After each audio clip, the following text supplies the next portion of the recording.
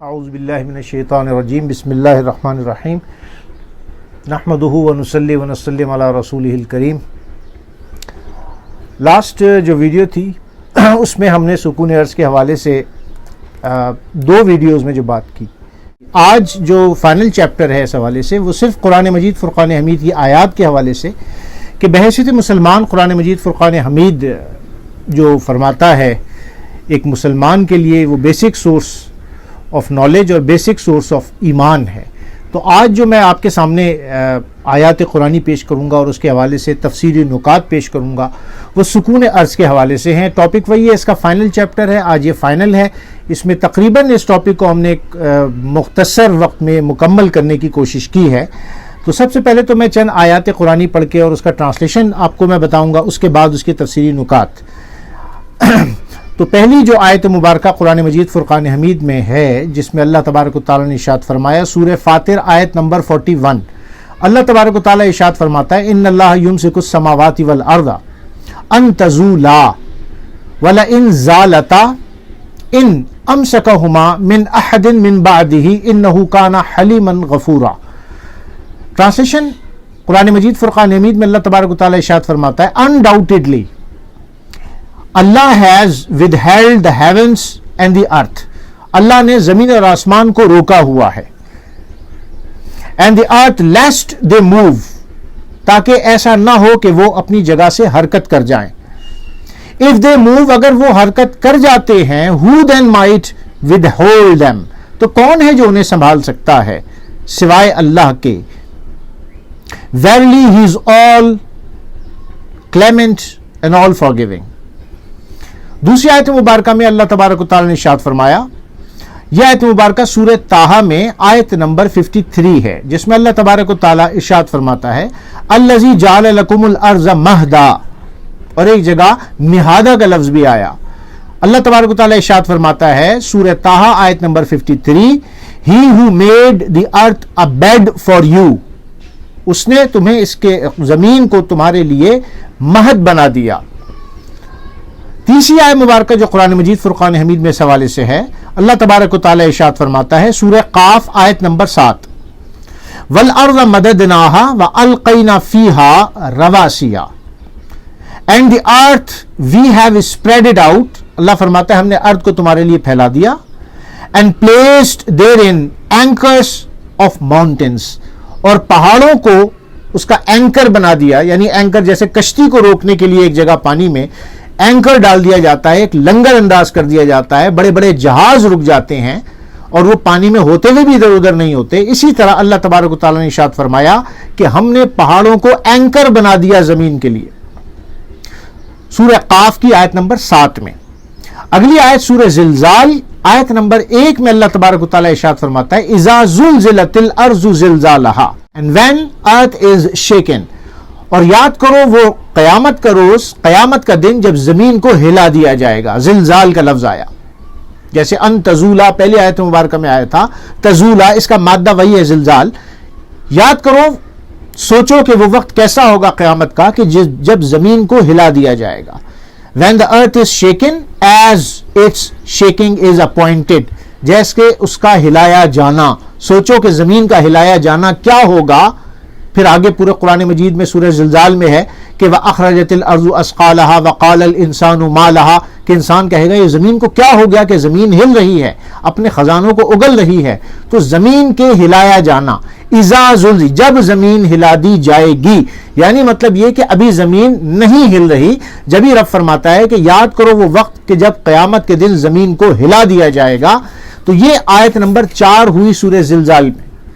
اگلی آیت نمبر 5 اور یہ آیت سورہ نمل کی آیت نمبر 61 ہے جس میں اللہ تبارک و تعالیٰ ارشاد فرماتا ہے امن جعل الارض قرارا وجعل خلالها انہارا وجعل لها رواسیا، and he who made the earth for habitation، اس نے تمہارے لیے زمین کو قرار بنایا۔ قرار بھی قرہ سے نکلا ہے، آگے ہم اس کی ایکسپلینیشن کریں گے عربک ڈکشنریز قاموس کے حوالے سے اور تفاسیر کے حوالے سے اور صحابہ کے اقوال کے حوالے سے۔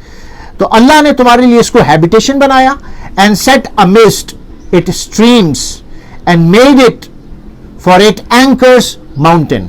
اور پہاڑوں کو اس کے اینکرز بنا دیا، اس کو لنگر انداز کر دیا۔ اگلی آیت میں جو آیت نمبر 6 ہے سورہ نحل کی آیت نمبر 15، اس میں اللہ تبارک و تعالی ارشاد فرماتا ہے وَأَلْقَ فِي الْأَرْضِ رَوَاسِيَ أَن تَمِيدَ بِكُمْ، اور ایک آیت میں الفاظ سارے یہی ہیں، فرمایا کہ وَجَعَلْنَا فِي الْأَرْضِ رَوَاسِيَ أَن تَمِيدَ بِهِمْ، فرمایا سورہ نحل کی آیت نمبر 15 میں and he has set up anchors، اس نے اس کو لنگر انداز کر دیا، پہاڑوں کے ذریعے اس کو روک دیا in the earth lest، تاکہ it may shake with you، ایسا نہ ہو کہ تمہیں لے کر یہ اپنی جگہ سے ہٹ جائے۔ اور جو دوسری میں نے آیت پڑھی آیت نمبر 7 سورہ الانبیاء آیت نمبر 31 میں اللہ تبارک و تعالی نے ارشاد فرمایا وَجَعَلْنَا فِي الْأَرْضِ رَوَاسِيَ أَن تَمِيدَ بِهِمْ and we put mountains anchor، ہم نے ان پہاڑوں کو لنگر انداز کر دیا in the earth lest it move away with them، ایسا نہ ہو وہ انہیں لے کر اپنی جگہ سے ہٹ جائے۔ تو یہ 7 آیات میں نے پڑھی۔ عام طور پر اس ٹاپک پر قرآن مجید فرقان حمید کی ایک آیت کو کثرت سے پڑھا جاتا ہے اور بتایا جاتا ہے کہ یہ ثابت کرتی ہے کہ زمین جو ہے وہ حرکت میں ہے۔ وہ آیت کیا ہے میں وہ بھی پڑھ دیتا ہوں۔ آیت نمبر 8 جو زمین کی موومنٹ کے حوالے سے لوگ اکثر اپنی کتابوں میں مینشن کرتے ہیں اور بتاتے ہیں کہ زمین حرکت کر رہی ہے اس آیت کی روح سے، وہ کیا ہے هُوَ الَّذِي خَلَقَ اللَّيْلَ وَالنَّهَارَ، وہی ہے ذات جس نے ڈیز اینڈ نائٹس دن اور رات کو بنایا، وَالشَّمْسَ وَالْقَمَرَ، اس نے سورج کو اور چاند کو بنایا۔ لفظ کیا ہے وَالشَّمْسَ وَالْقَمَرَ، اس نے سورج اور چاند کو بنایا، كُلٌّ فِي فَلَكٍ يَسْبَحُونَ، اور ہر ایک اپنے سرکمفرنس میں تیر رہا ہے۔ اس کا انگریزی ٹرانسلیشن کیا ہوگا سورہ الانبیاء کی آیت نمبر 33 کا and he who created night and days and the sun and the moon each one is floating in the circumference، each one جو ہے یعنی کلن سے مراد دیگر اجرام فلکی ہیں، کواکب ہیں، سٹارز ہیں، سیٹلائٹس ہیں،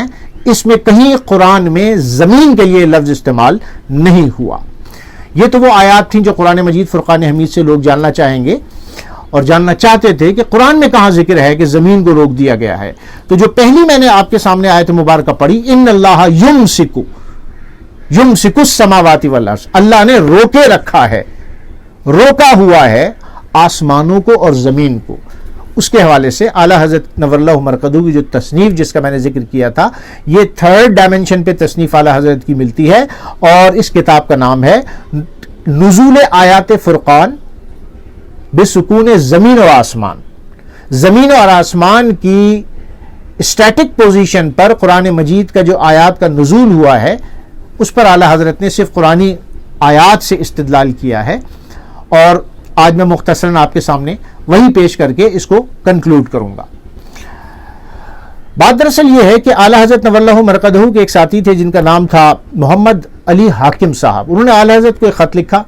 اور اس میں زمین کی حرکت کے حوالے سے سائنس کی جانے والی تحقیقات کو سامنے رکھا، اور پھر چند آیات ایسی جیسے میں نے بتایا کلن فی فلک یسبحون کے حوالے سے کچھ آیات کو لکھ کر آپ نے بھیجا اور کہا کہ حضرت آپ بھی میرے اس بات کے تائید میں آ جائیں اور اس کے معترف ہو جائیں، جیسا کہ سائنس کہتی ہے کہ زمین حرکت کر رہی ہے، تو کیا اچھا ہوگا کہ سائنس کو ہم کلمہ پڑھا دیں گے۔ تو اعلیٰ حضرت نور اللہ مرقدہ نے جواب تحریر فرمایا، اور جواب میں یہ کتاب اعلیٰ حضرت نور اللہ مرقدہ نے تحریر فرمائی جس میں حوالے دیے اس کتاب کا نام نزول آیات فرقان بسکون زمین و آسمان۔ طویل کتاب ہے، ظاہر سی بات ہے تو مختصر کتاب، لیکن اس کتابچہ ہے، ایک بکلیٹ ہے یہ، لیکن اس میں بہت سارے اور ڈیٹیل میں باتیں ہیں، اور میں اس کو مختصر کر کے جو اہم نکات عوام الناس کے سمجھنے کے لیے آسان ہے وہ پیش کر رہا ہوں۔ فرماتے ہیں کہ حاکم علی صاحب اعلیٰ حضرت کو فرماتے ہیں غریب نواز کرم فرما کر میرے ساتھ متفق ہو جاؤ، پھر انشاءاللہ تعالی سائنس کو اور سائنسدانوں کو مسلمان کیا ہوا پائیں گے۔ اعلیٰ حضرت نے جواب میں فرمایا اسلامی مسئلہ یہ ہے کہ زمین اور آسمان ساکن ہیں، کواکب چل رہے ہیں، کلن فی فلک یسبحون، یعنی سٹارز کی موومنٹ ہے، جس طرح سائنس نے ثابت کیا کہ سورج موو کر رہا ہے، چاند موو کر رہا ہے، سیٹلائٹس موو کر رہی ہیں، تو اعلیٰ حضرت فرماتے ہیں کہ کواکب چل رہے ہیں۔ اسلامی نقطہ نظر بھی یہی ہے، کلن فی فلک یسبحون، ہر ایک ایک فلک میں تیرتا ہے، یعنی جیسے پانی میں مچھلی، یہ کل فی فلک یسبحون کواکب کے حوالے سے ہے. زمین کا لفظ کہیں نہیں آیا جہاں قرآن میں کل فی فلک یسبحون کا ذکر آیا قرآن نے زمین کو مینشن نہیں کیا. پھر اعلیٰ حضرت اسی پہلی آیت مبارکہ جو میں نے آپ کے سامنے تلاوت کی اس سے استدلال فرماتے ہیں ان اللہ یمسک السماوات والارض، اللہ نے زمین اور آسمان کو روکا ہوا ہے. بے شک زمین اور آسمان کو اللہ روکے ہوئے ہے کہ سرکنے نہ پائیں، اپنی جگہ سے ہٹنے نہ پائیں، اور اگر وہ سرکیں یا ہٹ جائیں اپنی جگہ سے تو اللہ کے سوا انہیں کون روکے، بے شک وہ حلم والا اور بخشنے والا ہے. اجمال یہ کہ فقہ صحابہ افقہ الصحابہ جو ہیں بعدہ الخلفاء الاربعہ، سیدنا عبداللہ ابن مسعود جو سر صاحب رسول صلی اللہ علیہ وسلم ہیں، حضرت حذیفہ بن الایمان رضی اللہ عنہ نے یہ آیت کریمہ اس آیت کریمہ کی روح سے مطلق حرکت کی نفی فرمائی، یہاں تک کہ زمین کا اپنی جگہ قائم رہ کر بھی محور پر گھومنا، اپنے ایکسس پر گھومنا، اس کو بھی زوال بتایا. انزالتا کہ اگر یہ ہٹ جائے اپنی جگہ سے تو صحابہ کرام کا موقف بھی اس آیت مبارکہ کے حوالے سے یہی تھا کہ زالتا یہ اللہ نے امساک اس کو روکا ہوا ہے، وَإِن زالتا اگر یہ اپنی جگہ سے ہٹ جائے تو فرمایا کہ محوری جو حرکت ہے وہ بھی نہیں ہو رہی. یہ صحابہ کرام کا موقف. پھر حضرت امام ابو مالک جو حضرت عبداللہ بن مسعود رضی اللہ تعالیٰ عنہ کے تلمیذ جلیل ہیں، اور حضرت عبداللہ بن مسعود رضی اللہ عنہ وہ کہ فقہ حنفی کا استنباط اور تمام تر جو اصول لیے گئے وہ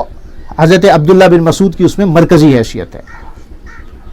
حضرت عبداللہ بن مسعود کے جو شاگرد ہیں امام مالک فرماتے ہیں کہ یہ بھی زال کو مطلق حرکت سے آپ نے اخذ کیا ہے. فرمایا زال سے مراد یہ ہے کہ حرکت کر جانا،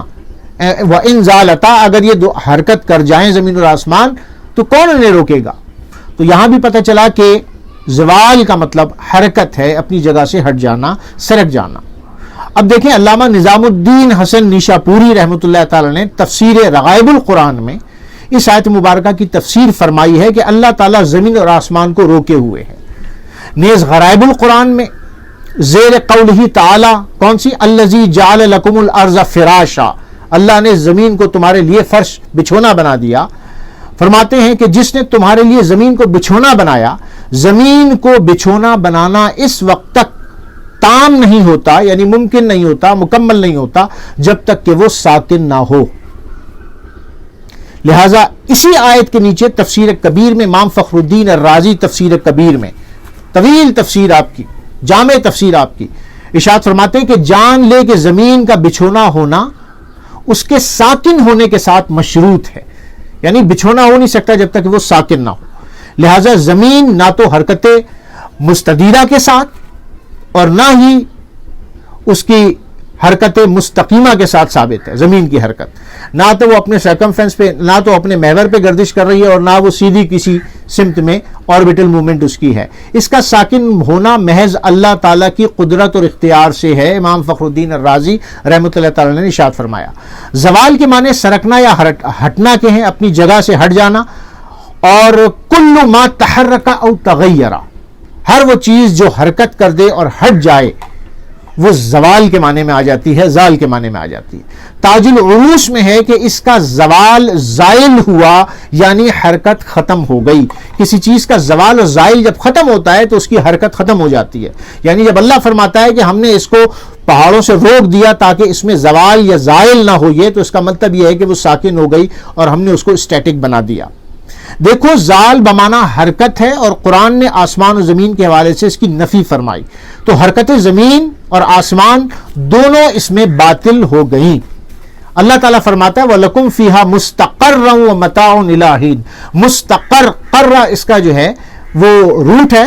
اور مفردات امام راغب اصفہانی اگر آپ اس ڈکشنری کو کھول کے دیکھیں تو قرہ فی مکانہ یقر قرارن کے معنی ہیں کہ شے اپنی جگہ ثابت ہو کر ٹھہر گئی، رک گئی.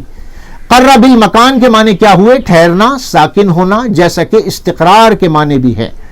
الم نجعل الارض مہادا، یعنی ہم نے کیا تم کو تمہارے لیے زمین کو بچھونا نہ بنا دیا. والارض فرشناہا، اور کیا ہم نے اس کو فرش نہ بنا دیا، بچھونا نہ بنا دیا. تو تفسیر کبیر میں فرماتے ہیں کہ زمین کا گہوارہ ہونا اس کے ٹھہرنے اور ساکن ہونے کی وجہ سے حاصل ہوا ہے. یعنی واقفتن و ساکنتن کے الفاظ ہیں تفسیر کبیر میں. تفسیر خازن میں فرمایا تمہارے لیے زمین کو گہوارہ بنایا، اس کے معنی کہ وہ ٹھہری ہوئی ہے اور پرسکون ہے. اور اس تفسیر میں بھی عربی میں واقفتن و ساکنتن کے الفاظ واضح طور پہ موجود ہیں. حدیث مبارکہ کی دلیل سے آپ یہ دیکھیں کہ سرکار دو عالم صلی اللہ علیہ وسلم نے ارشاد فرمایا کہ خانہ کعبہ زمین کا مرکز ہے اور اس کے عین اوپر بیت المعمور ہے، اور بیت المعمور وہ ہے جس کے گرد فرشتے طواف فرماتے ہیں، اور اس کے عین نیچے خانہ کعبہ ہے. اگر زمین حرکت کرتی ہوتی تو حدیث میں یہ ہوتا کہ ایک لمحہ ایسا آتا ہے کہ وہ بیت المعمور کے نیچے زمین آ جاتی ہے. کوئی کہے کہ بیت المعمور اتنا بڑا ہے، اس کا سرکمفرنس اتنا بڑا ہے کہ پوری زمین اس کے نیچے رہتی ہے، گھومنے کے باوجود بھی وہ بیت المعمور کے اس سرکمفرنس سے باہر نہیں نکلتی، تو پھر یہ کیوں کہا کہ خانہ کعبہ اس کے نیچے ہے؟ پھر یہ کہا جاتا کہ پوری زمین اس کے نیچے ہے. حالانکہ حدیث مبارکہ میں الفاظ یہ ہیں کہ خانہ کعبہ کے عین اوپر بیت المعمور ہے، یعنی زمین حرکت نہیں کر رہی، ایک جگہ رکی ہوئی اور ساکن ہے. ورنہ بیت المعمور کے نیچے ایک لمحے کے لیے آتی یا چند سیکنڈ کے لیے آتی، جیسے زمین کی حرکت آربیٹل بتائی جاتی ہے. لہٰذا اس سے بھی پتہ چلا کہ زمین ایک جگہ ساکن ہے اور حرکت میں نہیں ہے. اعلیٰ حضرت نے آخر میں اس کتاب میں ارشاد فرمایا، جنہوں نے ان کو سوال لکھا تھا، اور یہ بڑا انٹرسٹنگ اعلیٰ حضرت نے جملہ تحریر فرمایا، محب فقیر یعنی مجھ سے محبت کرنے والے سائنسدان، سائنس یوں مسلمان نہ ہوگی کہ اسلامی مسائل کو آیات اور نصوص میں تعویلات کر کے سائنس کے مطابق کر لیا جائے. یوں تو معاذ اللہ اسلام نے سائنس قبول کر لی، نہ کہ سائنس نے اسلام. اعلیٰ حضرت فرماتے ہیں وہ مسلمان تو یوں ہوگی کہ جتنے اسلامی مسائل ہیں اس سے اور جس سے اختلاف ہے، ان سب میں مسئلہ اسلامی کو روشن کیا جائے اور قرآن کے محکم اصولوں کو واضح سامنے رکھ کر پھر سائنس کو کلمہ پڑھا سکتے ہیں آپ. یعنی سائنس تو خود قرآن ہے اور قرآن خود سائنس ہے، یہ دونوں چیزیں الگ الگ جدا جدا نہیں ہیں. یہاں جس سائنس کو کلمہ پڑھانے کی بات کی جا رہی ہے، یورپ کی وہ تحقیقات جس کو غیر مسلم کے نام سے موسوم کر دیا جاتا ہے، اعلیٰ حضرت اس کے بارے میں فرماتے ہیں کہ یہ لوگ جن کو قرآن کا نہیں پتا اور وہ غلط نظریات پیش کر کے سائنس کی بات کرتے ہیں، ان کے سامنے صحیح سائنس کو سامنے رکھا جائے جو قرآن و حدیث کے مطابق ہو. تو لہٰذا قرآن مجید فرقان حمید کی آیات مبارکہ واضح طور پر اس پر دال ہیں اور دلیل ہے کہ قرآن مجید فرقان حمید فرماتا ہے کہ زمین ساکن ہے، حرکت میں نہیں ہے. اب جتنی ڈسکوریز ہو رہی ہیں وہ چونکہ غیر مسلم کے نام سے مشہور ہیں. انشاءاللہ میری کوشش ہے کہ نیکسٹ ویڈیو میں آپ کو میں بتاؤں کہ میراث سائنس جو مسلمانوں کی تھی، کتنی ڈسکوریز ایسی تھیں، کتنے سائنس میں فیلڈز میں کام ایسے تھے جو مسلمانوں نے کیے تھے، لیکن آج ہماری نوجوان نسل کو یہی پڑھایا جا رہا ہے اور تاریخ میں یہی بتایا جا رہا ہے اور سائنس کے والے سے یہی بتایا جا رہا ہے کہ یہ تمام کام غیر مسلموں نے کیے تھے اور سائنس در حقیقت انہی کے ہاتھ میں ترویج پائی اور ترقی پائی اور ساری تحقیقات اور ساری ایجادات ان کی ہیں. حالانکہ ایسا نہیں ہے. انشاءاللہ میری نیکسٹ ویڈیو میں آپ کو ایک انٹرسٹنگ میں چیز بتاؤں گا کہ مسلمانوں کی سائنس کیا ہے اور انہوں نے سائنس میں کیا کیا چیزوں کو ایجاد کیا. السلام علیکم ورحمۃ اللہ وبرکاتہ.